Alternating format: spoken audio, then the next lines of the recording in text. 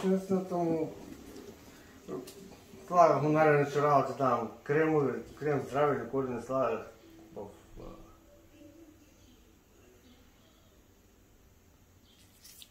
тетра го слагах. Обаче не минава. Не минава. Интересно е, че като съм вкъщи, като съм етея краката, не ме наболява. Като съм с обувка, тогава почна да идват болки. Пък не са тесни обувките. Ти постоянно ли ходиш с затворени обувки? Или сега заради пръста?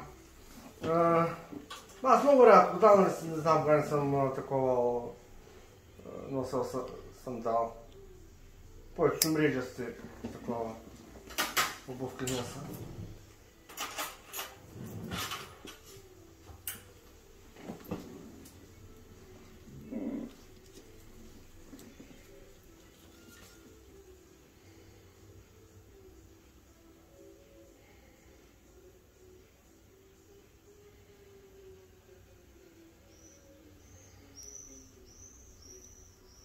Ето тук какво се получава?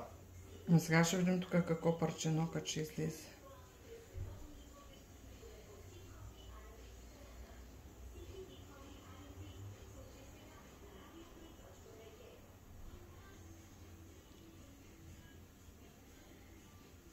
Ето виж какво парче нокът имаш забит. Да. В пръста. Тото е дето. Обаче тази инфекция отива и нагоре. Смисъл къде нагоре? Към там, където произлиза ноката. Аха. Инфекцията е завзела целият ти пръст.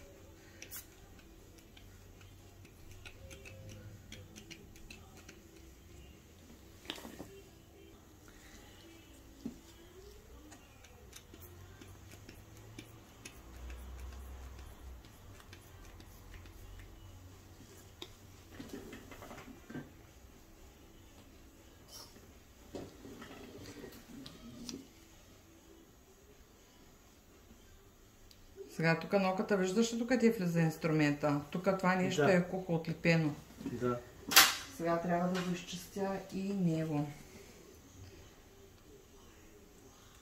Защо е кухо?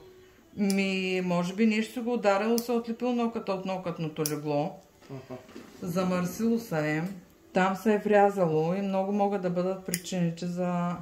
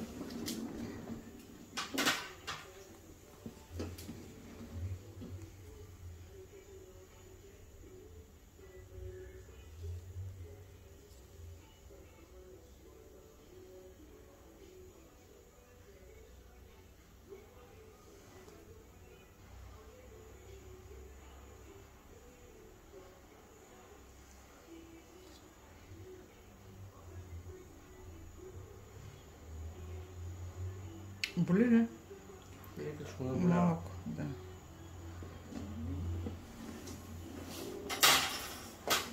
Който се пила, зато ли не ще я расте? Сега точно в момента не мога да ти кажа защо не ще да расте.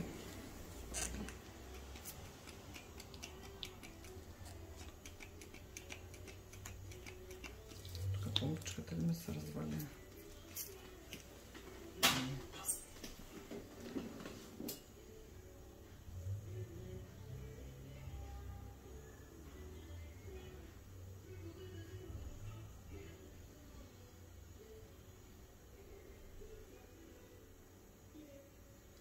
От едно такова отлепене, ако не се почисти, може да тръгне гъбична инфекция. Още няма инфекция? Той има, ама не е гъбична. Сега тук има възпаление.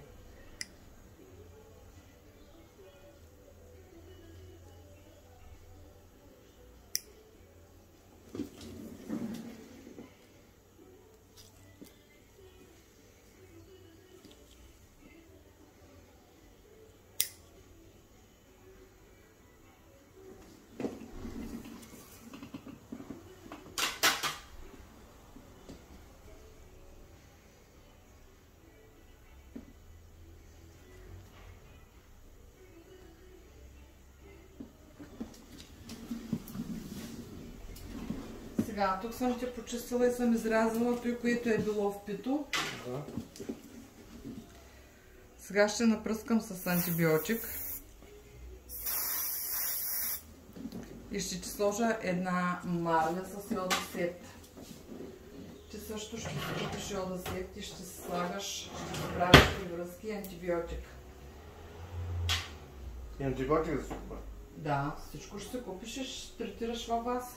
Да. Ама такъв течен... Течен йодосет, аз ще напиша на една бележка какво трябва да купиш. Стерилни марлички.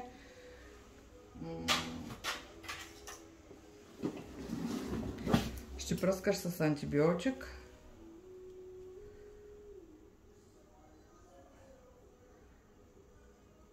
Сега, понеже тук инфекцията е доста навътре,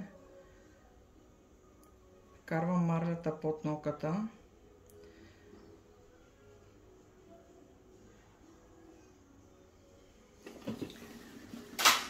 Ти няма да я махаш тази марля. И ще капиш тук вътре в самата марля. Тя ще като дренаж играе ролята. Навътре да достига препарата.